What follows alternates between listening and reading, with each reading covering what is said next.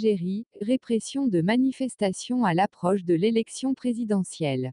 Plusieurs manifestants ont été condamnés à des peines de prison. Les autorités algériennes mènent une répression contre le mouvement protestataire connu sous le nom de Hirak, opposé à la tenue de l'élection présidentielle. Elle est prévue le 12 décembre 2019, en procédant à l'arrestation de centaines d'activistes et à l'emprisonnement de plusieurs individus pour avoir manifesté ou brandi des drapeaux, a déclaré aujourd'hui Human Rights Watch. Depuis le coup d'envoi officiel de la campagne le 17 novembre, au moins 8 manifestants ont été condamnés et emprisonnés, et 15 autres sont en détention provisoire sur la base des vagues chefs d'accusation de porter atteinte à l'intégrité du territoire national, de distribuer des documents préjudiciables à l'intérêt national ou appelés à un rassemblement non autorisé. La répression des manifestants est de mauvais augure quant à la tolérance des autorités algériennes vis-à-vis du droit fondamental de chacun à s'exprimer, a déclaré Sarah Léa Whitson, directrice de la division au Moyen-Orient et Afrique du Nord à Human Rights Watch. Personne ne devrait être arrêté simplement pour avoir brandi un drapeau ou exprimé son opposition à la tenue d'une élection. Les Irak ont commencé à organiser d'immenses manifestations en février dernier pour s'opposer à l'intention du président Abdelaziz Bouteflika de briguer un 5e mandat.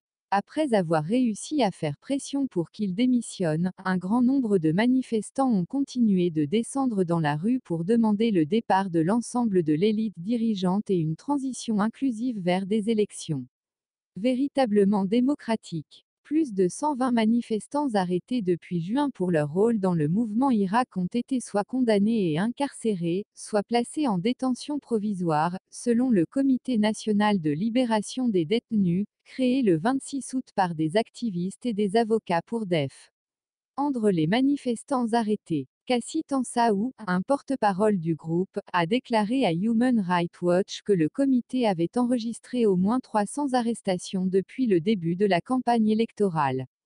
Tansaou a déclaré que bien que la plupart des personnes aient été libérées le même jour, 8 ont été emprisonnées après le procès.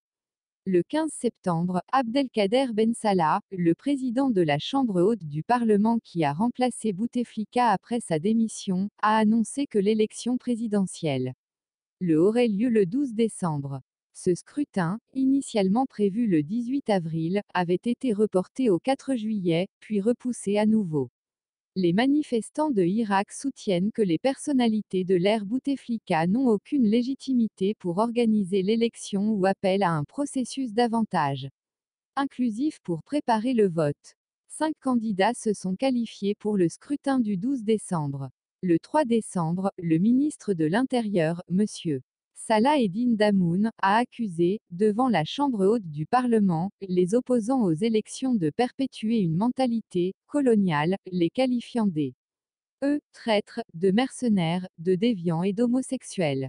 Parmi les 8 personnes qui auraient été condamnées à des peines de prison au cours des dernières semaines figurent Goumari Ishéak, Ria Ismail, Medelej Sid Ahmed et Ben Salah Sid Ahmed, arrêtés à Tlemcen le 17 novembre alors qu'il manifestait devant la salle où se déroulait un meeting d'Ali Benflis, candidat à la présidentielle. Un tribunal de première instance de Tlemcen les a condamnés le lendemain à 18 mois de prison. Ali Slimani a été arrêté le 19 novembre lors d'une manifestation à Alger et condamné le lendemain à 2 ans de prison par le tribunal de première instance de Bab el-Oued. Arrêté le 22 novembre, Abdelkader Boumzareg a été condamné 2 jours plus tard à 2 mois d'emprisonnement par le tribunal de première instance de Hadjout, à Tipaza. Yassine Elouarès et Taoufik Karfa, tous deux arrêtés le 20 novembre à Alger lors d'une manifestation nocturne, ont été condamnés le 24 novembre à 1 an de prison par le tribunal de première instance de Bab el-Oued à Alger. À la suite de leur participation à des manifestations pacifiques, les 8 militants ont tous été condamnés pour une ou plusieurs des 3 accusations suivantes: porter atteinte à l'intégrité du territoire national, distribution de documents, de nature à nuire à l'intérêt national, et appel à un attroupement non armé, en vertu des articles 79, 96 et 97, respectivement, du Code pénal, a constaté Abderrahmane Salah, un avocat qui a suivi les dossiers. Aucun n'a été accusé d'acte viol. Depuis le 17 novembre, 15 autres activistes ont été placés en détention provisoire par divers tribunaux de première instance, en vertu des mêmes chefs d'accusation, a déclaré Tansaou.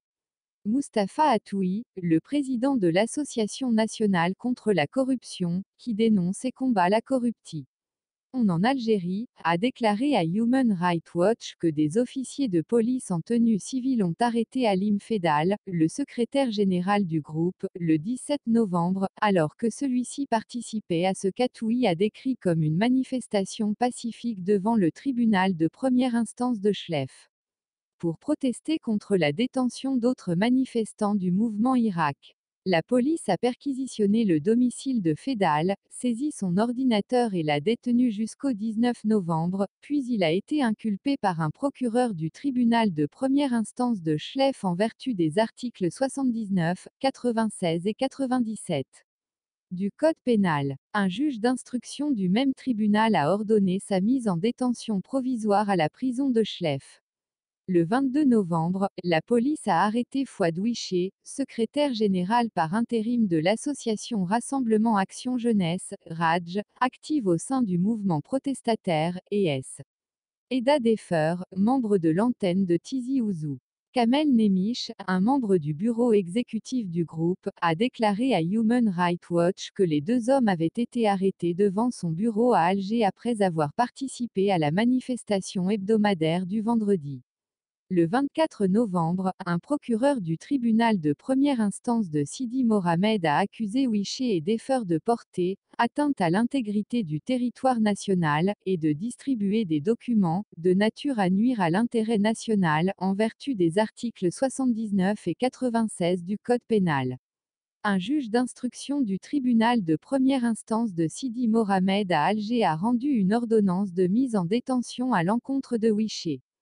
Il a remis en liberté Defer, qui reste cependant sous contrôle judiciaire, ce qui le contraint à se présenter une fois par semaine au tribunal.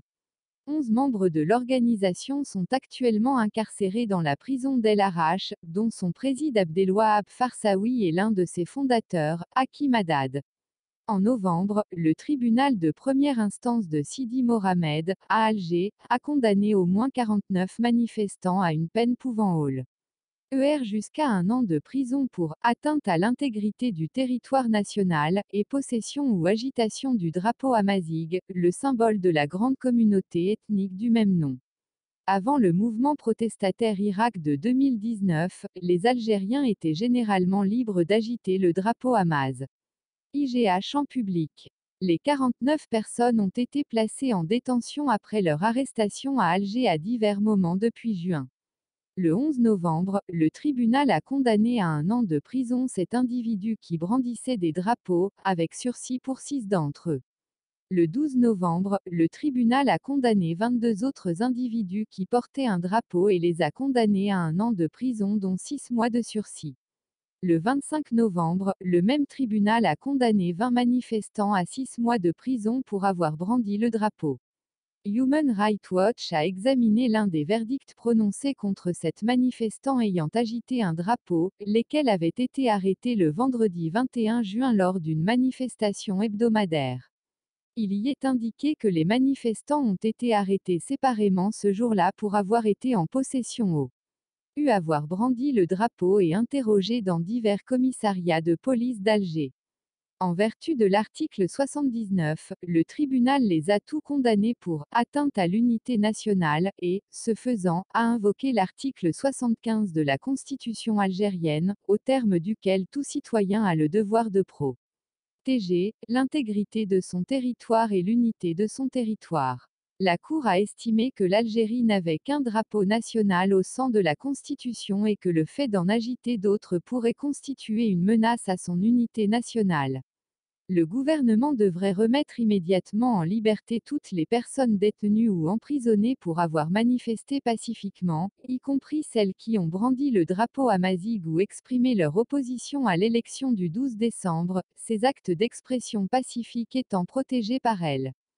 Pacte international relatif aux droits civils et politiques, ratifié en 1989 par l'Algérie, a rappelé Human Rights Watch.